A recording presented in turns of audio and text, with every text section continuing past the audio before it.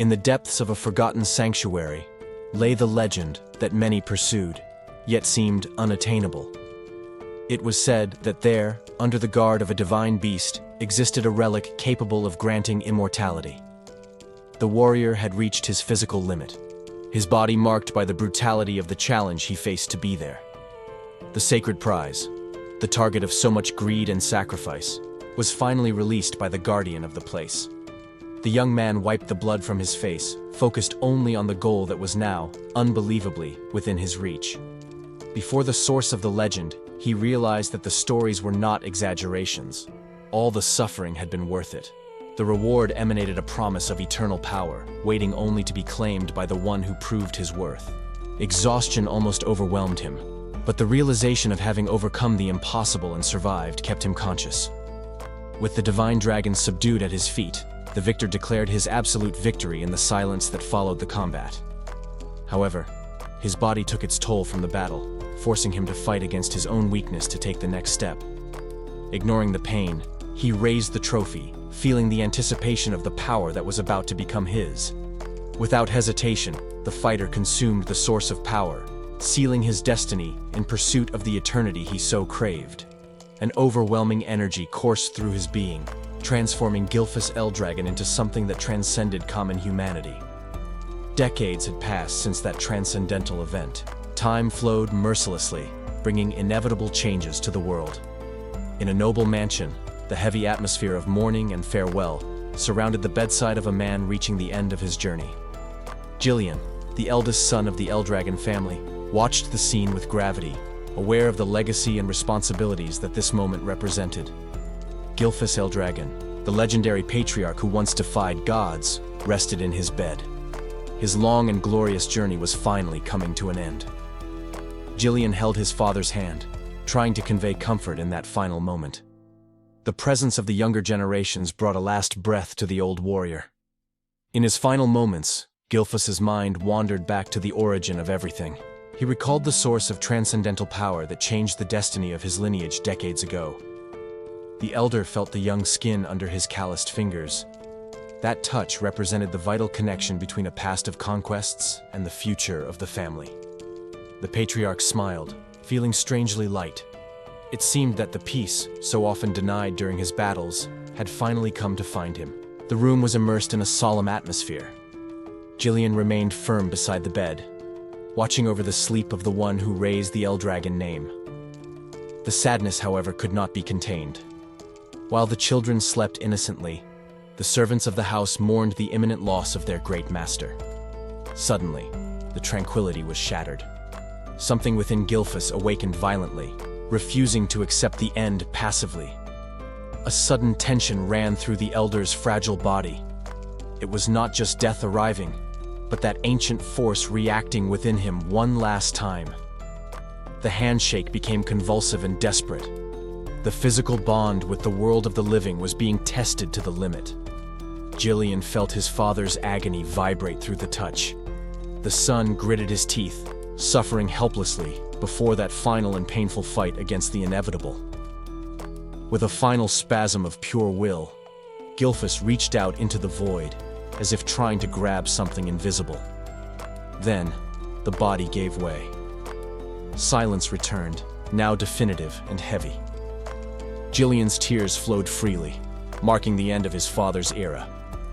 However, at the exact moment when one flame went out, another ignited with renewed vigor. The baby awoke, displaying a look of frightening awareness. The child observed the environment with strangeness and judgment. His mind, too sharp for a newborn, questioned the fragility of the structure around him. The newborn stared at his own hand, finding strange the fragility and small size of that limb that moved before his eyes. Confusion took over his mind, as the visual perspective did not match the mature consciousness that inhabited that body. Upon examining the rest of his physical form, the undeniable reality fell upon him. He was trapped in the body of an infant. The memory of his old self, the imposing warrior Gilphus, emerged like a ghost, contrasting brutally with his current impotence. The weight of that transformation left him stunned, trying to process how a being of such power had been reduced to that condition. He tried to move, thrashing in the crib as he tested the limits and motor coordination of that new existence. Regaining his composure, the baby forced his mind to go back in time, seeking the exact cause of his reincarnation. The memories flowed back to the moment he consumed the mystical fruit after defeating the divine dragon, the source of his eternal energy. He understood that ancestral power had preserved his soul at the moment of death, transporting it to a new vessel. A mischievous smile curved his lips. He realized that he had cheated fate and kept all his knowledge intact. His thoughts were interrupted by the sounds of the environment, noticing the presence of dozens of other cribs around him. The noise of the door opening caught his attention, signaling that the routine of that place was about to begin. A group of maids entered the room, bringing with them a cart stocked to feed the hungry children. One of the women prepared the food, but the liquid she handled emanated an aura different from common milk. The origin of that vital substance revealed itself to be brutal, forcibly extracted from creatures that would never imagine serving as nutrition for humans. The maids extracted the sustenance from the captured creature with brutal efficiency, completely ignoring its cries of pain. The being agonized as its vital essence was forcibly drained, filling the container with a scarlet liquid. In the crib, Gilfus's adult mind awoke in alarm. A dense, metallic smell invaded the environment, signaling danger. Cold sweat ran down his skin. His warrior instinct screamed that something unnatural and powerful was happening there. Before he could process the situation, firm hands lifted him up. Trapped in that fragile body, he had no way to offer resistance. The caregiver brought the bottle closer, revealing the content. It wasn't milk, but a red fluid that emanated a palpable energy. Gilfus froze.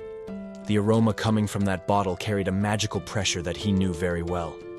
The woman settled him for the meal, treating that legendary and dangerous substance as if it were the most common diet in the world. The first contact of the liquid with his skin burned like fire. The viscosity confirmed his wildest suspicions. His mind traveled to the skies of the past. That was ancient dragon blood, an elixir capable of altering the destiny of whoever consumed it. Observing the nursery, he understood the magnitude of it. That institution was creating an entire generation of monsters. The initial shock gave way to greed. Fate had handed him a shortcut to supreme power in his first days of life. When the maid pushed the bottle against his mouth, he stopped resisting. The baby accepted the flow of raw energy. Gilfus drank greedily, feeling the magic run through his immature veins. He was determined not to waste a single drop. It was the perfect opportunity. If he could assimilate all that ancestral power now, he knew he would surpass even his former glory. Gilfus didn't hesitate at the grotesque offering. The reincarnated patriarch swallowed the vital liquid with a calculated greed, knowing exactly what it would do for his fragile body. Every drop counted for his plans. He forced himself to ingest everything quickly, ignoring any revulsion in search of the latent power that substance promised. The reaction was instantaneous. As soon as the fluid touched his interior, an ancestral and violent energy began to run through his veins, awakening dormant forces. The sudden impact almost overwhelmed him.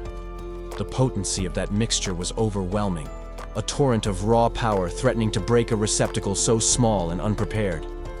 However, his experienced mind took control. Gilfus focused all his iron will to dominate the wild energy, forcing his body to adapt to that influx. The maid noticed the child's unusual voracity. That unbridled hunger and the intensity of the moment left her perplexed, but she just continued to fulfill her duty. Ignoring the other's confusion, he persisted. The protagonist needed to absorb as much as possible from that power source while he had the chance, draining the bottle to the end. As the liquid settled, the essence of the ancient beast merged with his soul. The assimilation process occurred internally, linking the dragon's legacy to its new host. He noted with satisfaction that his body accepted the tribute quietly. This silent adaptation played in his favor, allowing him to accumulate strength without raising immediate suspicions. The intense effort, however, took its toll.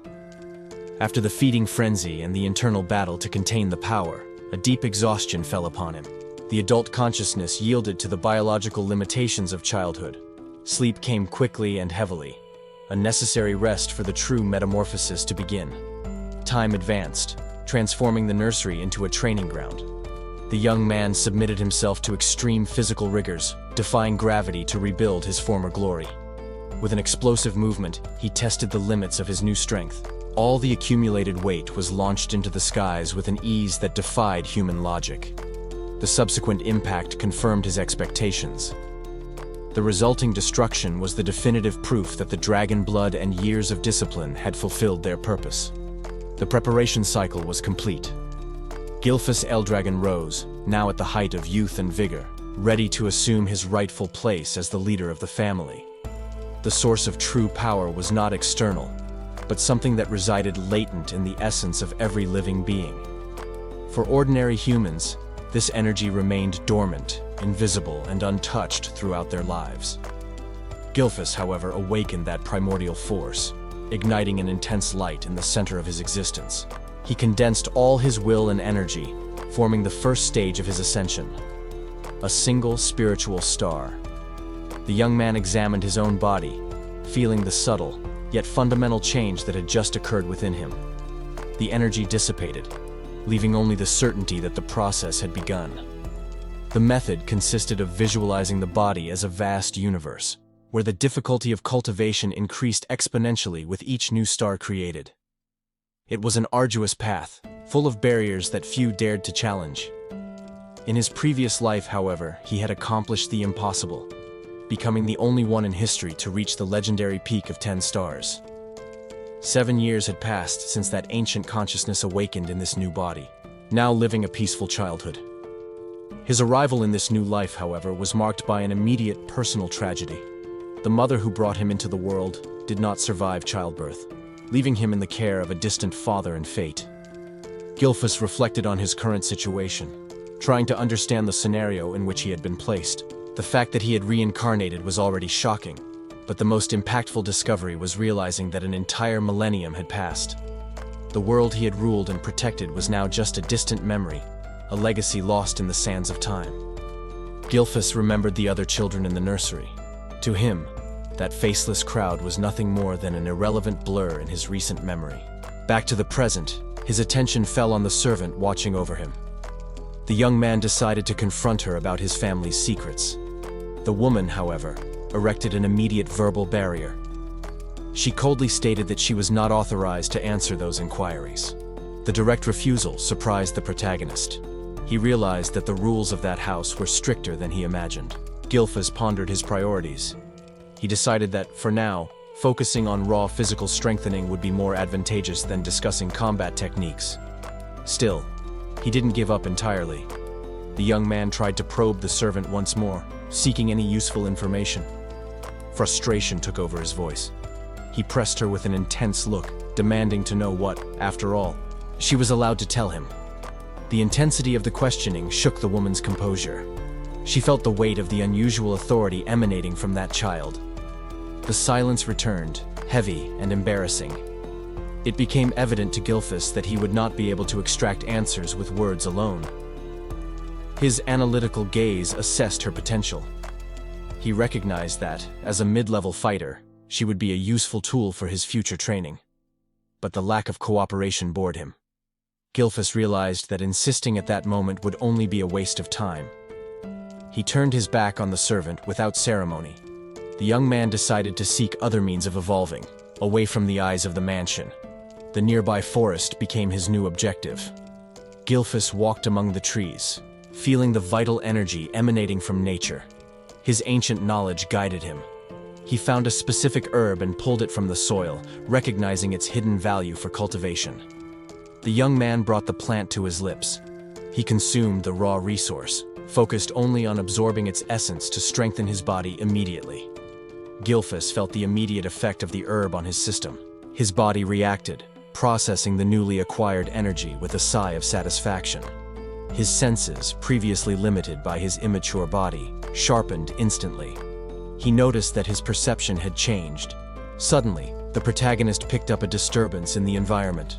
The tranquility of the forest was broken by a hostile presence. He stopped to trace the origin of that sensation. Something was moving between the trees, approaching quickly. The young man decided not to expose himself immediately.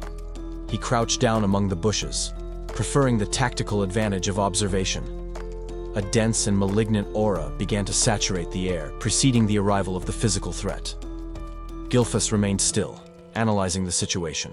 He needed to identify the nature of that oppressive energy. The creature finally emerged from the woods. The boy immediately recognized the wild beast, a physical manifestation of pure rage. However, what really mattered was not the animal itself, but the corrupted energy that completely enveloped it. Gilfus observed that phenomenon with seriousness. The presence of that specific contamination confirmed his suspicions. The monster, still oblivious to the danger that was watching it, continued to rummage through the soil, exhaling aggressiveness with every breath. The discretion was over. The beast detected the intruder and, in an instant, locked its deadly attention on the small human figure. Driven by murderous instinct, the animal launched into a brutal charge, trying to run over the target with all its weight.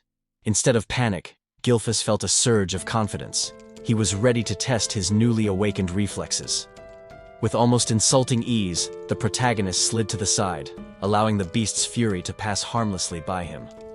Gilfus focused all the newly acquired energy into a single point. The attack was unleashed without any hesitation. The impact was devastating. The corrupted beast didn't stand a chance against the young man's brute force, being violently thrown away. The boy looked at his own hand, assessing the result. For his current level, the damage caused was far beyond expected, confirming the effectiveness of his training. With the hunt secured, he carried the gigantic carcass as if it weighed nothing. The mission in the forest was accomplished. As he walked through the woods, his mind was already planning the next objective. He decided that if he were to leave, his destination would be the sea. However, he was not alone. From the treetops, the vigilant servant watched his every move, attentive and silent, wielding her weapon. The protagonist continued his journey, reflecting on the expectations weighing on him. As the heir to that lineage, they demanded a conduct from him that he did not intend to follow. The observer, in turn, wondered about what she had just seen. The master's blood ran in the boy's veins, but that display of strength intrigued her. The surrounding nature remained unchanged, a silent witness to the latent potential awakening in those lands. Gilfus finally returned to the isolated residence in the mountains. The place seemed peaceful in the daylight, a refuge about to be left behind. Determined to leave, the young man prepared his belongings. The backpack was ready. He felt that there was no reason to remain stagnant there any longer. However, before he could leave, something stopped him. Unfamiliar voices came from the other side of the door, arousing his immediate caution.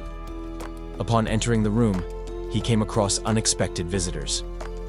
Two uniformed officers were waiting inside, completely changing the atmosphere of the environment. The older man and his subordinates seemed to have urgent matters to discuss. Their posture indicated that they were not there for a courtesy visit. A firm and authoritative step echoed on the wooden floor. The military presence invaded Gilfus's personal space, demanding immediate attention. The officer's sudden visit brought an irrevocable ultimatum. They stated that Zeke needed to accompany them immediately to undergo a mandatory examination. The news caught the young man completely off guard. He remained silent, processing the order he had just received. The initial shock soon turned into pure indignation. No one had ever mentioned the existence of such a test or the need for such an abrupt departure. The lack of prior notice was absurd.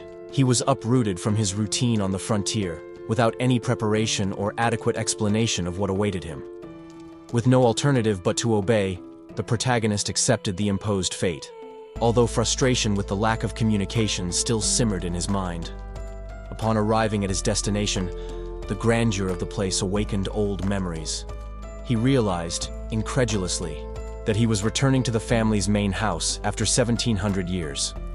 However, his reception was immediate and critical. The servants barred his entrance, insisting that his current attire was unworthy of stepping on the property's grounds. That coat of arms represented the weight of an ancient lineage, where appearance and protocol were as important as power. It was an elite educational institution. The ultimate goal of any member born into the Eldragon family was to secure their admission to that place. The young man found the irony of the situation amusing, considering that his tutors never bothered to teach him anything at all. The test seemed like a joke. The reality of the situation weighed on his shoulders. He understood that his sudden summons from the frontier was, in fact, a bureaucratic trap designed for failure. Feeling displaced and unprepared, he isolated himself amidst the confident movement of the other candidates, resigned to his obvious disadvantage. His solitude was suddenly interrupted by a gentle presence. Another boy decided to break the ice and introduced himself in a friendly manner. The newcomer, Langus, noticed the protagonist's evident discouragement and tried to offer some comfort amidst the tension of the exam. The unexpected interaction aroused Zeke's curiosity. He looked up, assessing with interest the one who had decided to approach him at that difficult moment. Gilfus felt something different at that moment. The boy before him emanated an aura that contrasted with the general hostility of the environment. The newcomer approached with studied casualness, trying to break the ice while Gilfus kept his guard up. Upon confirming the colleague's name, the protagonist tried to process the situation. It was rare for someone to extend a hand without ulterior motives in that place. Langus, however, lowered his tone and revealed a crucial secret about the exams. He was offering a strategic advantage for free. Gilfus suddenly understood the motivation behind the gesture. The boy identified with him precisely because he was someone without political or family support. The conversation created a brief moment of alliance in the academy's courtyard, uniting two outsiders against the rigid system that surrounded them. However, the tranquility was short-lived. Langus's expression suddenly changed, denouncing the arrival of imminent problems. An arrogant voice interrupted the conversation. A student from a minor lineage appeared, making a point of imposing his supposed social superiority. The aggressor wasted no time in humiliating Langus, questioning his audacity to mingle. The boy recoiled, visibly intimidated by the verbal aggression. Satisfied with the gratuitous cruelty, the bullies walked away, laughing. They left behind a bitter reminder that kindness was seen as weakness there. Gilfus reflected on the ruthless structure of the Eldragon family. It was an absolute hierarchy, where rookies and soldiers were just the disposable base. Above them were the captains and executives. They were the recognized dragons, those who held true power and status within the clan. But at the bottom of the pit were the rejects. Those who failed to ascend were considered fake, unworthy of the legacy they sought. Society labeled them as mere imitations. They were pariahs destined to be forgotten for failing to graduate or prove their worth. However, Langus burned with a furious determination. He desired, above all else, to prove that those labeled as failures could be real. Langus froze momentarily, his expression shifting from friendly to apprehensive as he noticed who was approaching. The rival group blocked the path, imposing their physical presence to intimidate the two students even before the test began. The leader of the gang wasted no time in distilling his arrogance, directing acidic words at the protagonist to test his patience. Immediately afterwards, the aggressor diverted his focus, pointing an accusing finger at Langus as if his mere presence was an offense to the elite. The boy recoiled, visibly shaken and defenseless against the harsh words that questioned his worth in that place. However, Gilfus's perception revealed something different. He saw a latent, furious energy emanating from the supposedly weak colleague. The protagonist analyzed that aura with clinical attention, concluding that Langus's hidden potential far exceeded that of the arrogant provoker. Oblivious to this truth, the bully continued his insults, ranting about superiority without realizing how wrong he was. The aggressive tirade was abruptly interrupted by a firm step that echoed in the courtyard, demanding immediate attention from everyone. An official examiner intervened, displaying his authority and test number, ending the discussion before it escalated. The adult's presence forced the group of aggressors to retreat, albeit reluctantly, and still casting scornful glances as they walked away. Langus, recovering from the shock, tried to defuse the situation, worried that his new friend might have taken the offenses too seriously. While the other candidates headed to the start of the exam, Gilfus kept his gaze fixed on the bully's back. The former warrior felt a pang of genuine curiosity. There was a delicious irony unfolding there. Crossing his arms, he pondered the discovery. True power was hidden precisely where no one else expected to find it. Gilfus immediately realized that Langus had no idea of the depth of the situation they were in. The blue-haired boy's naivety was palpable, trying to disguise his nervousness with a weak smile under the protagonist's analytical gaze. However, Gilphus maintained his observant posture, assessing the insecure behavior of the one who possessed such vast hidden power. Langus, in turn, seemed only confused and intimidated by the pressure of the environment around him. The examiner finally revealed the objective of the test. Approval depended only on the ability to leave a visible mark on the rock. The simplicity of the task drew the immediate attention of all the candidates, who focused on the massive target before them. Without wasting time, the instructor raised his hand to begin the countdown. While most of the students showed anxiety, Gilphus considered that evaluation criterion absurdly lenient and indulgent. It seemed like child's play compared to the lethal and poisonous rituals he was forced to endure while still in the cradle. The expectation of a real challenge vanished. For him, the level of that academy was, at the very least, disappointing. The shout of command echoed through the courtyard, authorizing the start of the attempts. The first student stepped forward, concentrating all his strength and tension on the decisive moment. With a brusque movement, he delivered a vertical blow, channeling his energy into the blade to try to fulfill the requirement. The impact of the sword against the solid stone generated a violent collision and immediate sparks. The strident sound of the crash was so intense that it forced Langus to protect his ears, frightened by the demonstration of brute force. The student attacked violently, trusting that the raw impact would be enough to break the target in front of him. The rumble made the spectators recoil, impressed by the deafening noise that seemed to indicate great success. However, the examiner only noted the result coldly. The student collapsed, exhausted, without having caused even a scratch on the surface of the stone. The instructor smiled disdainfully as he wrote, aware that strength without technique would never overcome that specific obstacle. The failure was absolute. While the boy's body was ignored, it became clear to everyone that the task required more than mere aggression. Gilphus bristled at the mediocrity of the presentation, while his blue-haired colleague panicked upon realizing the true difficulty of the test. The protagonist, however, noticed something strange about the target's structure. He mentally questioned the object's nature, realizing it wasn't an ordinary rock. It was a special mineral that reacted to the circulation of energy, severely punishing anyone who tried to use only brute physical strength. Determined to intervene, Gilphus whispered a crucial instruction to the boy beside him, explaining how he should manipulate his internal flow. The former warrior then understood the true criteria of the evaluation. They weren't looking for destructive power, but rather the quality of the candidate's martial foundation. Time passed, and the line of candidates advanced slowly, with most of the students watching anxiously from the stands. Despair took over the arena. One after another, the students were disqualified amidst shouts of frustration and crying. Some were physically injured by the ricochet of their own failed attacks, paying a high price for their incompetence. The examiner maintained his ruthless and bureaucratic pace, discarding dozens of participants in sequence as if they were nothing, until the long-awaited moment arrived. Gilphus calmly checked his number, ready to demonstrate the difference between an amateur and a master. The blue-haired boy hesitated before the challenge, feeling the weight of expectation, while Gilphus calmly observed everything. Fear paralyzed the young student. He realized, too late, that he was not prepared for the test. When the examiner brought up the subject of the weapon, Gilphus stepped forward and walked into the arena. The protagonist's attitude surprised the instructor, who did not expect such a breach of protocol. To everyone's astonishment, Gilphus refused any equipment. He stated that his own strength would be enough.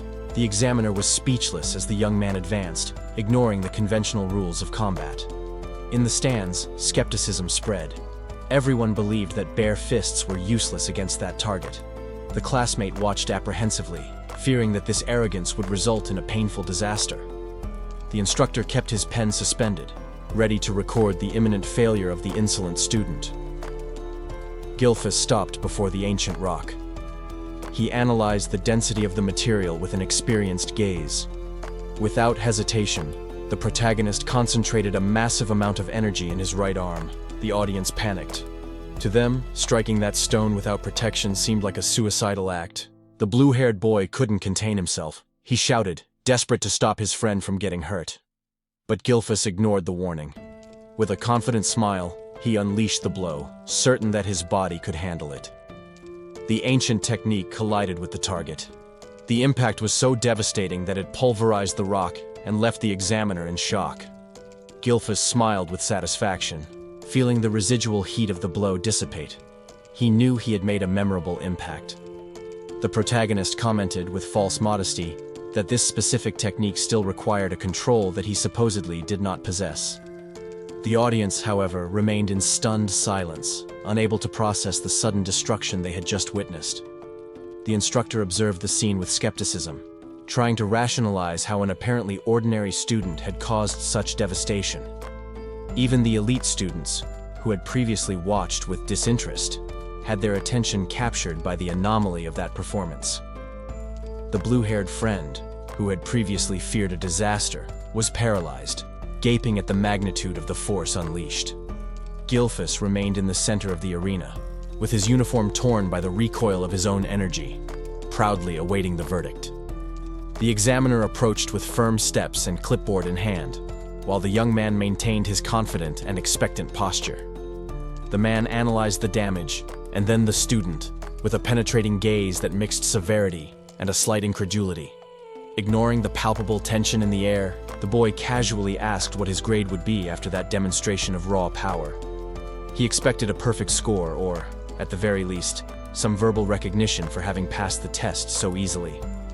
Instead of a high grade, however, the instructor handed him a healing vial, leaving the young man confused. The officer maintained a professional smile, silently indicating that the priority was to treat the injuries caused by his own recklessness. Frustrated with the lack of official applause and feeling wronged, Gilfus climbed the stairs, muttering softly. But his colleague did not share that institutional coldness. He grabbed the protagonist's hand, vibrating with pure admiration for the feat. Gilfus examined the wound on his arm with disdain, wondering if the item he had just received would actually be useful for something so superficial. Beside him, his colleague seemed unable to contain his excitement, eager to explain the magnitude of the gift the protagonist held. The young man in blue assured him that it wasn't a simple remedy, insisting that Gilfus pay attention to the object's rarity before using it. Intrigued by his friend's insistence, the protagonist raised the vial against the light, analyzing the liquid's consistency with a critical eye. It wasn't a common potion, but an elixir, an alchemical creation forged from nearly extinct ingredients. Its composition required pure cores and essences from divine or phantasmal beasts, creatures so rare that many doubted their existence. The promise of that liquid went beyond physical healing. It guaranteed to instantly restore old injuries and expand the user's magical capacity. Determined to test the veracity of those claims, Gilfus brought the vial to his lips and swallowed the entire contents in a single gulp. The reaction was immediate. A vigorous energy coursed through his body, closing the wounds and regenerating the damaged tissue as if the injury had never existed. The protagonist was astonished by the speed of the recovery. His colleague seized the moment of shock to reinforce how absurd that effect was. The guy questioned if Gilfus had any idea of the value he had just consumed, trying to make him understand the gravity of the situation. Gilfus, however, just stared at the empty container in his hand, assimilating the product's efficiency without showing due respect for the cost. That small crystal vial, now drained, was worth more than the lives of many there. But for him, it had just been a convenient gulp. The protagonist's indifference irritated his companion, who couldn't believe how naturally he treated something so precious. However, the conversation attracted unwanted attention. An observer in the upper stands monitored the pair, harboring an evident contempt for the scene. Gilfus and his colleague left the arena, still feeling the effects of the combat. The friend held his injured arm, while the protagonist carried the elixir he had just received. Their presence caused immediate discomfort. Another student, upon noticing Gilfus's approach, froze in tension, visibly intimidated. Nervousness overcame composure. The boy quickened his pace down the stairs, fleeing from the penetrating gaze he felt burning upon him. From atop the wall, Gilfus and his companion watched the scene. The boy's clumsy escape and crying seemed like a pathetic spectacle to them.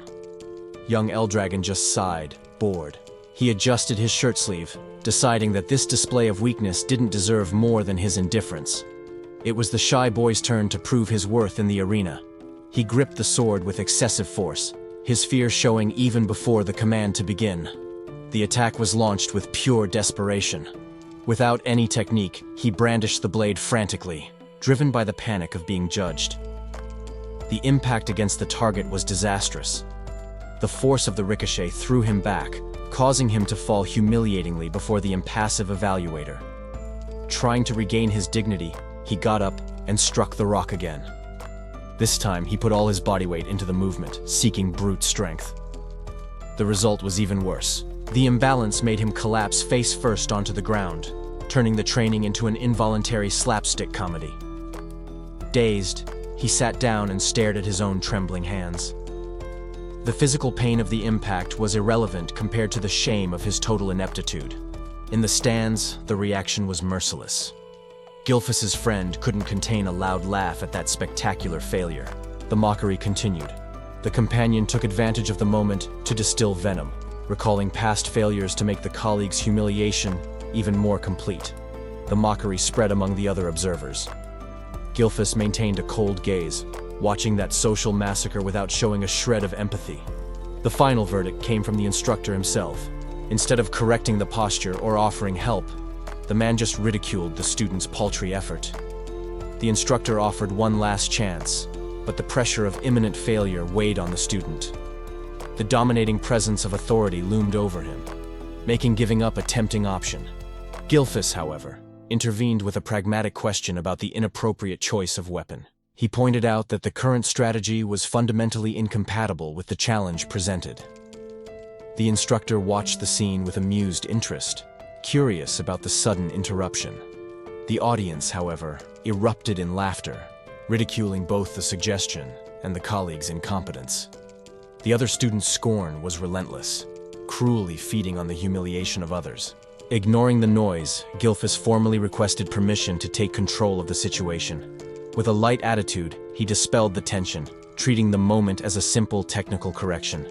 Turning to the boy, Gilfus challenged him not to accept defeat and leave so easily. The words struck the young man, who didn't expect to receive support or constructive challenge in that hostile environment. He hesitated, fighting against his inner shame as he considered the new possibility. Finally, determination overcame fear. He embraced the change in tactics and resolved to try again. The previous weapon was left aside in the sand, symbolizing the end of a failed approach. Gilfus prepared to act, pleased to have awakened the boy's fighting spirit. Memories of a gentle past surfaced. The boy recalled a warm hand stroking his head, offering comfort long ago. His father had guided his small hands on the sword's hilt. Those days were marked by smiles and shared dreams of strength. Back in the present, the student faced the test stone. The weight of expectation felt heavier than the weapon he held. He planted his feet on the arena floor. He decided that this would be the moment to prove his worth, right there. Anxiety made his fingers grip the hilt too tightly. Fear still lingered, but he refused to back down. Suddenly, a gesture from the side caught his attention. Someone was trying to give him direction.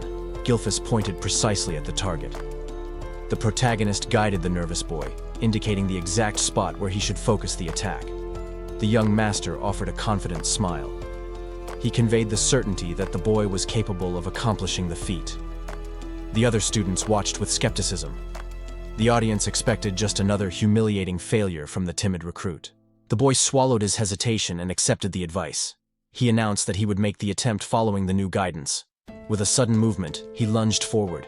He channeled all his frustration and focus into a direct thrust. In that instant, his perception shifted. He felt the energy flow through him in a way he had never experienced before. The tip of the spear collided violently with the target. The impact generated a shockwave, shattering the stone's resistance. However, the arrogant onlookers burst into laughter. They mocked the effort, blind to the true power behind the blow. But the boy stopped, his eyes wide with shock. He finally understood the potential he had just awakened. The feeling was immediate and natural. It felt like the spear had become an extension of his own body from the start of the movement. The impact generated absolute shock in the audience. Those who had mocked before now shouted, in disbelief at the sudden display of brute force. Even the instructors in charge of supervision stopped what they were doing. That unexpected performance instantly attracted the attention of the authorities present. The young man, however, could barely process what he had done. While he remained confused by his own feat, his friend beside him applauded with genuine enthusiasm. The evaluator noted the result in silence, without showing emotion. That single blow had altered the perception of the boy's potential. Still holding the weapon, the student tried to understand the energy that had flowed through him. The doubt indicated that even he didn't know where so much power came from. The accumulated tension finally broke into tears of relief. His companion, noticing his emotional state, laughed and offered support to dispel the nervousness. The celebration between the two was warm and spontaneous.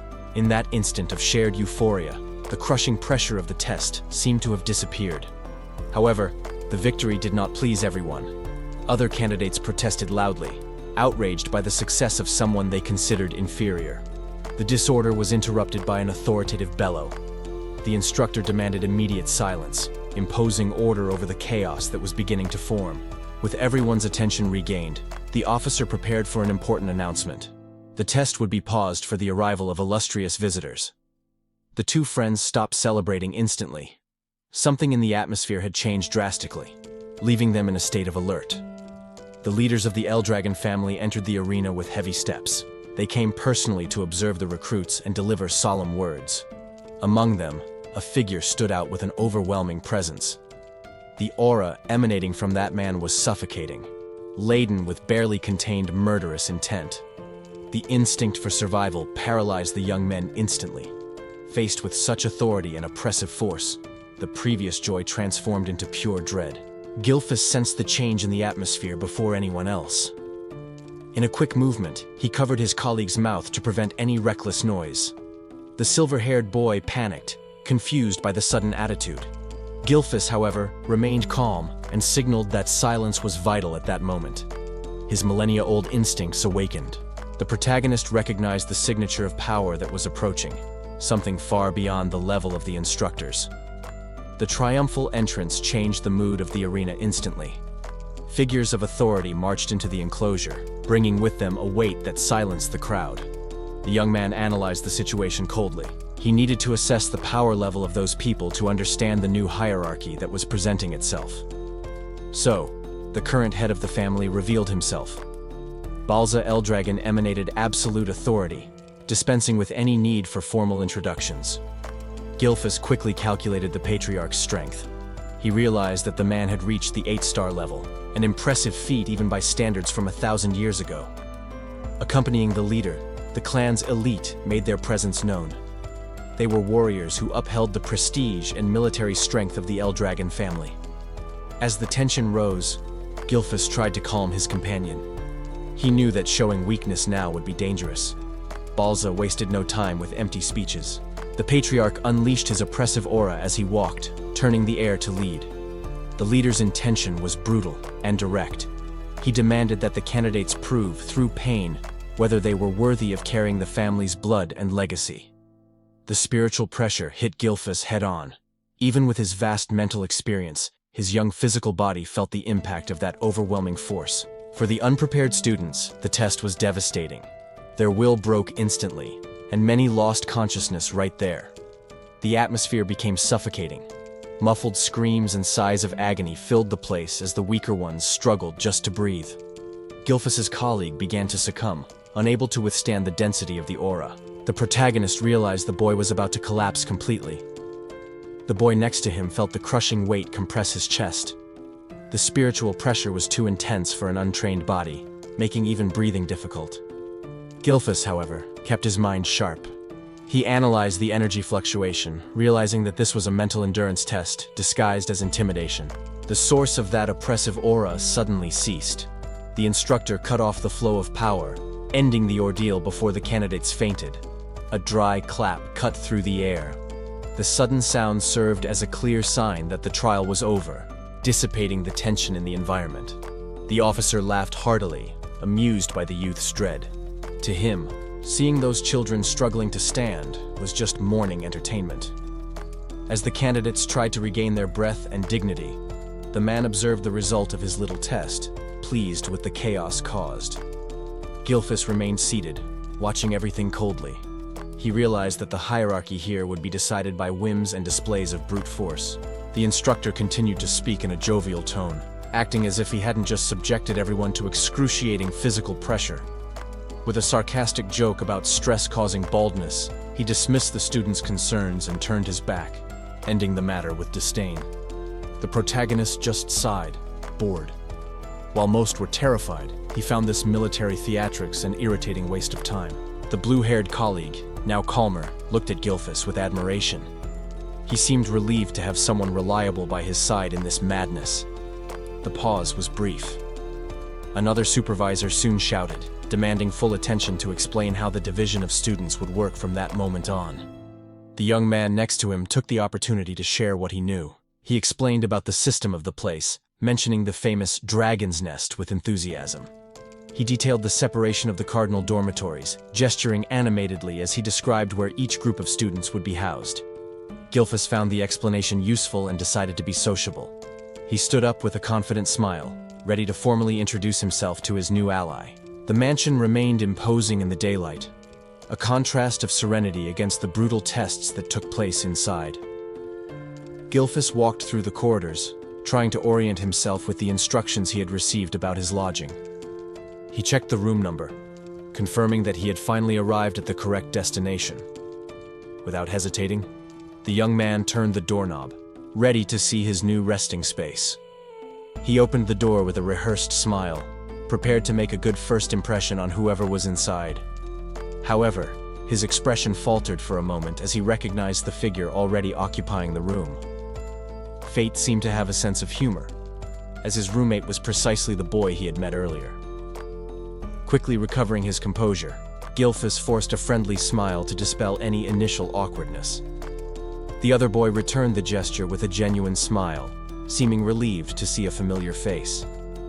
With the formalities over, Gilfus sat on the bed, allowing himself to relax his tense muscles after the exhausting day. He noticed that his colleague seemed restless, as if he wanted to say something but couldn't find the right words. To break the ice and solidify his facade as a reliable ally, Gilfus gave an energetic thumbs up. The blue-haired boy reacted with surprise to this relaxed attitude, trying to formulate a response. Suddenly, the tranquility of the moment was shattered when the windows flew open violently, flooding the place with light. An invisible and overwhelming force hit Gilfus head-on, throwing him backward before he could react. The protagonist held the artifact, feeling the latent energy contained within react to his touch. Gilfus smiled in the darkness of the room, anticipating the results of the training to come. An entire month passed quickly within the walls of that fortress. The routine became a physical hell for the recruits, who struggled to keep up with the required pace. The instructor didn't tolerate failure, severely reprimanding anyone who showed weakness or exhaustion. While the physical torture continued, the superior officer watched everything from a distance, assessing the class's potential. Some students, like the young Laika, could already manifest their aura through the taught breathing technique. The supervisor noticed her success, acknowledging that not everyone there was a lost cause. Gilfus, in turn, continued struggling under the weight of the rocks, but his mind was working on another level. The officer noticed something peculiar in the boy's posture, which seemed to be testing the limits of the exercise. The young man finally understood the origin of that technique they were trying to teach him. He concluded that the so-called dragon's breath was just a modified version to absorb ether from the environment. The effectiveness of that method depended entirely on the creativity and control of whoever used it. However, Gilfus identified a fatal flaw. The technique required total immobility, which made it useless for him. He then decided to resort to his old secret art, the only one capable of circulating power during combat. The young man understood the evolution of the technique. The simple dragon's breath was not enough. He needed to elevate it to the level of a king to obtain the desired result. The following days were marked by brutal physical conditioning. He trained tirelessly, forcing his muscles to adapt to the new reality. Later, the cafeteria became a refuge for the exhausted recruits, who desperately sought to replenish their spent energy. However, the difference in vigor was striking. While his roommate seemed to have his soul drained by fatigue, the protagonist remained unwavering. With a voracious appetite, the young man focused on what really mattered at that moment: devouring everything in sight to sustain his accelerated metabolism. The food seemed to instantly invigorate him. He savored the meal without showing the slightest sign of the fatigue that was bringing the others down. Incredulous at the scene, the colleague questioned how he still possessed so much energy left after such hellish training. Defeated by his own body, the boy decided to give up his meal, admitting that he didn't even have the strength to chew, and offered the plate to his friend. The protagonist readily accepted the offer, but the calm of lunch was interrupted when he noticed someone approaching from behind. A female voice broke the silence at the table. The girl praised his performance, showing a clear and direct interest. He turned around with complete disinterest, but his companion went into immediate shock, spitting out his drink out of pure nervousness upon recognizing the visitor. Trembling, the friend frantically whispered that she was Miss Laika, the leader's daughter, warning about the danger of the situation. The absolute panic on the boy's face contrasted brutally with the protagonist's bored expression at that revelation of status. Completely ignoring the desperate warning and the friend's nudges to show respect, he maintained his indifferent posture. That cold and disdainful reaction caught Laika off guard, leaving her stunned before someone who didn't fear her. Laika didn't accept the silence and confronted the boy, convinced that he was hiding his true strength. The colleague next to him just watched, tense with the audacity of the interaction. She demanded an immediate answer, raising her voice. Gilfus, however, kept his attention entirely focused on the meal, treating the heiress as if she were invisible. Faced with that wall of indifference, the girl's aggressive posture faltered. She suddenly realized that intimidation would have no effect on him. Quickly, Laika changed her strategy. Hostility gave way to a radiant attitude, determined to break his coldness through calculated charm. Without any ceremony, she invaded Gilfus's personal space, acting with a forced familiarity. The casual behavior left the other cadet in a state of shock. The protagonist, however, just turned his body, rejecting the approach. Her persistence in trying to create a bond seemed to only increase his disdain. In Laika's mind, that mysterious young man was already projecting himself as an equal. She glimpsed a future where both would be at the top of the military hierarchy. She continued to laugh and talk, trying to fill the silence. For the former warrior, that attempt at socialization was just unnecessary noise during his dinner. While the roommate was sweating cold for the breach of etiquette, Gilfus remained unperturbed, focused only on finishing his food. But her cheerful facade concealed a sharp judgment. Laika's gaze became analytical, dissecting his posture in search of any weakness or secret. Her ambition was vast. She saw not just a classmate, but someone with raw potential to be used in her own rise. Her patience, however, had limits. The boredom plastered on Gilfus's face in her presence began to wound the noble's pride. Outraged by his total disinterest in the house's political dynamics, Laika stood up abruptly, demanding the attention her position commanded. The sermon was interrupted by a sudden danger. Gilfus's battle instinct alerted him to a lethal threat descending towards him before he could even see it. With superhuman reflexes, he intercepted the surprise attack. What should have been a devastating blow was effortlessly stopped with the only object he had in hand. The blade pierced the wood violently, putting an end to the negotiation. Gilfus let his murderous intent overflow. He declared, absolutely, that he would never serve anyone. The pressure of that gaze was enough to crush any attempt at a response. Laika froze in place. Instinctive fear took over her entire body. The young noble realized, too late, the fatal mistake she had made in trying to manipulate him. However, the tension disappeared as quickly as it had arisen. The protagonist went back to eating, treating the incident as irrelevant. Regaining her voice, Laika screamed in shock at such indifference. Gilfus didn't even bother to look, finding the food much more interesting than her presence. Unable to cope with the humiliation and dread, the girl decided to retreat. She ran desperately through the corridors, fleeing from the one who had just rejected her so brutally. Soon after, the consequences of that escape manifested in the dueling courtyard. The roommate panicked. He took the blame for the whole misunderstanding. The boy tried to explain, frantically, the danger of the situation they had gotten into. He begged his friend to understand the gravity of this challenge. Gilfus, however, maintained a carefree smile, oblivious to his colleague's despair. The roommate despaired, unable to process his companion's absolute tranquility in the face of imminent danger. He tried to argue, begging for the madness to stop and fearing the severe consequences that awaited outside the safe gates. However, Gilphus found that excessive concern amusing. To someone with his experience, the other's genuine fear was almost comical. The young man insisted, shouting his disbelief that he had accepted the suicidal challenge, while the protagonist merely pondered, indifferent to the risks. The conversation ceased when they found who was waiting for them. The challenger was already positioned in the courtyard, ready to turn words into violence. She released her aura and steadied her sword with determination, making it clear that she intended to punish Gilphus's arrogance right there.